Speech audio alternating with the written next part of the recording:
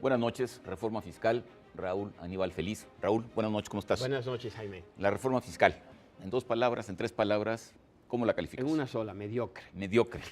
Correcto. Mediocre por lo que va a recaudar respecto de lo que se esperaba, mediocre por las expectativas que genera, mediocre porque va a ser desfavorable para el crecimiento económico, por todo eso. Mira, por muchos factores. Una reforma fiscal que recauda más, es decir, que termina costándole más a la sociedad, siempre tiene un costo en términos de crecimiento económico. Decir lo contrario sería falso. Y esta reforma fundamentalmente es una reforma con un objetivo recaudatorio. Es decir, lo que buscaron aquí es tratar de maximizar para el gobierno la mayoría, el porcentaje de ingresos más grande, no que los impuestos sean más eficientes. En ese sentido, la reforma no pasa esta prueba. Por ejemplo, tenemos tasas de impuestos sobre el ingreso a las corporaciones y a las personas físicas que son relativamente altas para una economía emergente, pero que al mismo tiempo recaudan muy poco. Y eso son altas y al mismo tiempo nos hacen menos competitivos por lo mismo. Correcto, pero además recaudan poco, porque la base fiscal sobre la que se aplica es una base pequeña, debido a muchos factores que van desde el tamaño de la economía informal en México, desde que el sistema de recolección de impuestos no es lo suficientemente eficiente y tiene hoyos por todos lados. Entonces, lo que hace la reforma es elevar más las tasas de impuestos sobre las personas físicas. El 40% de los contribuyentes cautivos, que somos nosotros. Correcto. Y de esta manera, desde luego, se generan más incentivos para que aquellos que estaban contribuyendo en este momento pues vean como una alternativa la informalidad. Entonces, no aborda el tema de la precaria base fiscal del país y simplemente trata de extraer mayor renta de la fracción que, como mencionaste tú, son contribuyentes cautivos. Ahora, es un tema que se ha discutido en México ya casi por décadas y había prácticamente un consenso de que una reforma fiscal eficiente tendría que generalizar el IVA a algún porcentaje, no sé, el 15%, pero de manera general. Esto fue lo que se eludió, lo que se evitó. Sí, bueno, hay varios temas. El tema del IVA tampoco es una panacea, como que resuelve todos los problemas, pero en términos de la eficiencia del impuesto, es sin duda mucho más eficiente que tratar de aumentar el impuesto sobre la renta como se hizo en esta reforma. El problema que tiene, y hay que reconocerlo, es que el IVA es regresivo. Es decir, el IVA contribuye una carga proporcional sobre las familias de bajos ingresos que es muy fuerte. Y yo creo que una decisión que tomó el presidente y el equipo en la presidencia es que no quisieron pagar este costo. Yo pienso que había alternativas de usar, hay cierto consenso entre los colegas economistas de que lo ideal es usar el instrumento más eficiente, en este caso el IVA, y luego tratar de utilizar medidas de compensación. Pero eso no se hizo. No se hizo. Ahora, la otra cosa es... Pero se tendrá que hacer. Ya veremos, sí. Porque el secretario se comprometió a que no se iba a tocar el tema a lo largo de todo el sexenio, el secretario de Hacienda. Ya veremos. Ahora, el otro tema es, se pretendían recaudar 240 mil millones. Correcto. Se van a recaudar menos de 200, 185, 170, no sé exactamente. En ese sentido, tampoco cumple con el objetivo trazado. No. De hecho, inicialmente se había planteado, yo te lo voy a poner las cifras en proporción del tamaño de la economía. Se había planteado que recaudara el 1.6% del Producto Interno Bruto.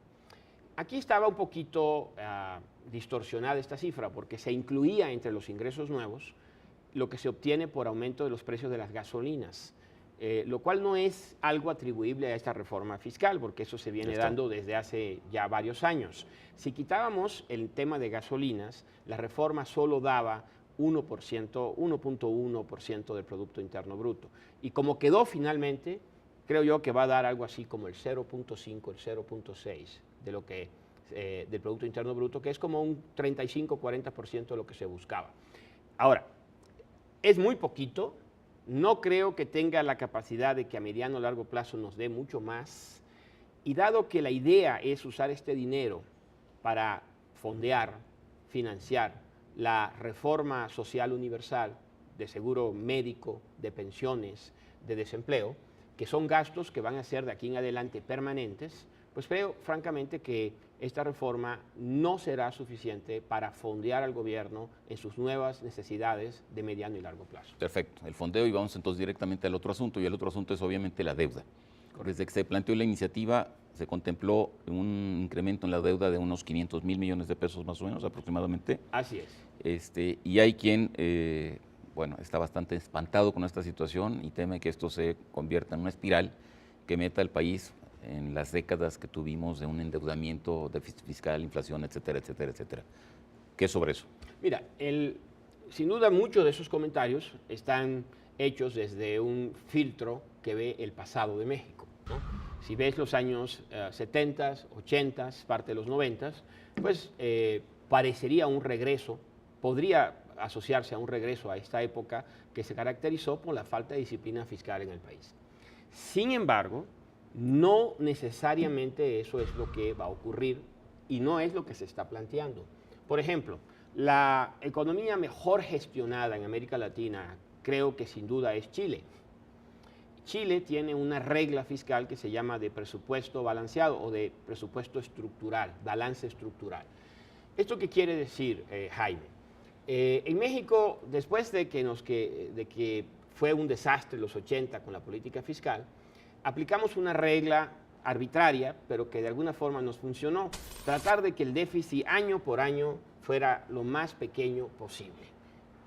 Eso no necesariamente es una buena idea. Esa es una buena idea para alguien que es irresponsable, que no sabe autocontenerse, que no sabe usar eficientemente los instrumentos. O sea, por eso lo usamos, pero eso no es lo que normalmente un país que gestiona bien su economía hace. Ahora te entendí. En Chile se va equilibrando. Correcto. Hay años con déficit y hay años sin déficit, y entonces... Y el gasto público se mantiene estable a través del Ahora, ciclo. en el caso de México, si efectivamente el próximo año va a haber este endeudamiento, las expectativas de que en los años siguientes este endeudamiento pueda abatirse o incluso convertirse en superávit para luego equilibrar los años, tiene que ver con el crecimiento económico. Pero esto depende de una serie de variables que no son variables controladas por el gobierno, por una parte, y por otra parte está el elemento que tú acabas de decir, o sea, el seguro universal y la pensión universal es un gasto que va a estar permanentemente engrosándose porque pues más gente envejece y más gente va a demandar esta pensión. Yo diría... Entonces tenemos un gasto que se incrementa, una economía que tiene un modelo de funcionamiento incierto y deuda. ¿Qué nos garantiza que efectivamente a la larga va a pasar lo que pasó en Chile? Bueno, en Chile se gestiona y se gestiona bien. De hecho, cuando vino la crisis, un ejemplo, la crisis de 2008, en México la economía se derrumbó 6%. En Chile la economía tuvo una pequeña contracción porque precisamente se usó ese mecanismo para aumentar el gasto público, generar un déficit y compensar la caída del gasto privado. En México no lo pudimos hacer y lo más que hicimos fue, en medio de una gran recesión, un ajuste fiscal que deterioró aún más a la economía. La idea es no volver a hacer esto. Ahora, yendo al tema que preguntas, mira, si las reformas planteadas fracasan, lo cual es una posibilidad.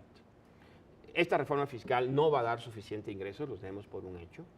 ¿Qué habrá que hacer? Pues una de dos. O echar para atrás la reforma de seguridad social universal. Oye, pero eso no se va a poder si está en la Constitución. La puedes convertir, como muchas cosas en México, en una mentira. En sueños guajiros. En una propuesta constitucional que no tiene sustancia. Simplemente degradas la calidad de la pensión, degradas la calidad del servicio médico y dices que estás cumpliendo y no cumples, que esa ha sido la historia de México también, ¿no? La otra es, tienes que hacer un ajuste fiscal, porque la regla de balance estructural que se está proponiendo no es una barra gratis para que el gobierno se financie de forma indefinida. Si no se da ese crecimiento que planteas, el gobierno en unos 2 o 3 años tendrá que hacer una reforma fiscal, ahora sí de verdad, o tendrá que reducir gastos públicos innecesarios, o tendrá que renunciar a este programa de seguridad pública universal, que es la propuesta del presidente. Una de las cosas que llama la atención en esta propuesta de reforma fiscal es justamente que es una reforma fiscal o una miscelánea fiscal recaudatoria, como tú bien dijiste, pero por ningún lado se ve lo que tú también dijiste ahorita, dónde están los recortes y dónde está la racionalización del gasto público para hacerlo más eficiente y efectivamente en determinado momento para recortarlo. porque no sirve para nada. Totalmente de acuerdo contigo. Es decir, hay aquí una paradoja, ¿no? Porque el gobierno en su motivación demuestra, y es correcto, que México, para el nivel de desarrollo que tiene, es uno de los gobiernos que tiene un sector público más pequeño. Por ejemplo, el sector público en Brasil supera en gasto al 30% del Producto Interno Bruto. En México es el 23% del Producto Interno Bruto. No es necesariamente un sector público demasiado grande, pero es un sector público, desde mi punto de vista, ineficiente. Entonces, lo que se está planteando en la reforma a través de la seguridad social es crecer el tamaño del sector público. Y para eso se buscan recursos adicionales. Ahora, podría, antes de ir a buscar recursos adicionales, hacerse un gran esfuerzo de ingeniería interna para tratar de reducir gastos. Nada de eso está planteado, totalmente de acuerdo.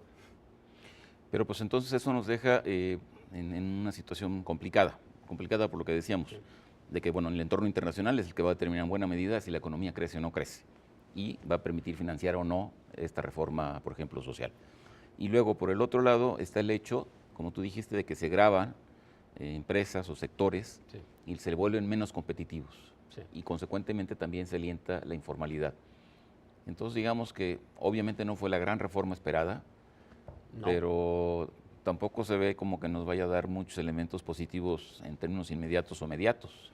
No, o sea, si me preguntaras a mí, si yo hubiese sido la persona que tomara la decisión, ¿la hubieses hecho? Yo diría, no la hubiese hecho.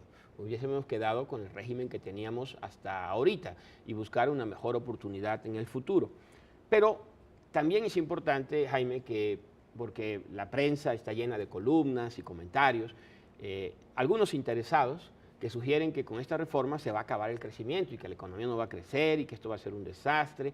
No necesariamente esto es lo que va a ocurrir, porque tampoco es una reforma, porque lo dijimos acá, recauda poquito, que tenga la capacidad realmente de dañar el crecimiento de la economía de forma muy importante. Es una reforma fundamentalmente irrelevante. Se nos acabó el tiempo prácticamente, Raúl.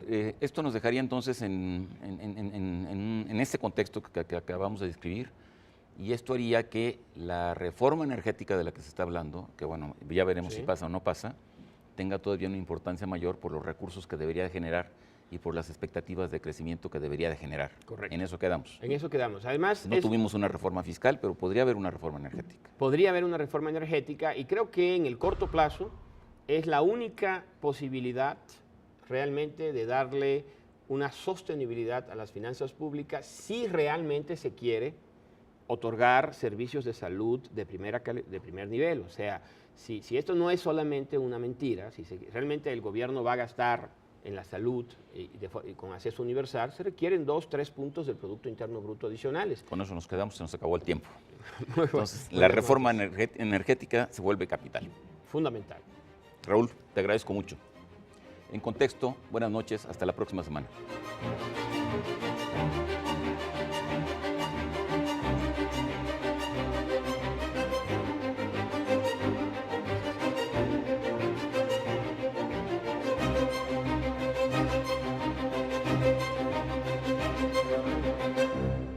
Los líderes empresariales del país están muy optimistas por las ventas que se alcanzarán en el Buen Fin. Estiman que el derrame económico sea mayor entre 10 y 12% frente al año anterior y alcance alrededor de 148,000 millones de pesos. En este año, los consumidores podrán comprar por Internet y a través de los teléfonos celulares, por medio de aplicaciones especiales. Otro mecanismo para atraer a los consumidores es la Lotería Fiscal desarrollada por la Secretaría de Economía, que busca incrementar las ventas del comercio formal. Sin embargo, el crecimiento de México ha sido muy débil este año. Se espera que alcance un alza de 1.2% del PIB y viene acompañado de una pequeña creación de empleo que limita el gasto de la familia y que las obliga a ser selectivas en sus compras. El arsenal de promociones que veremos en el comercio no es una buena señal, al contrario, nos recuerda la actividad promocional de la crisis de 2008.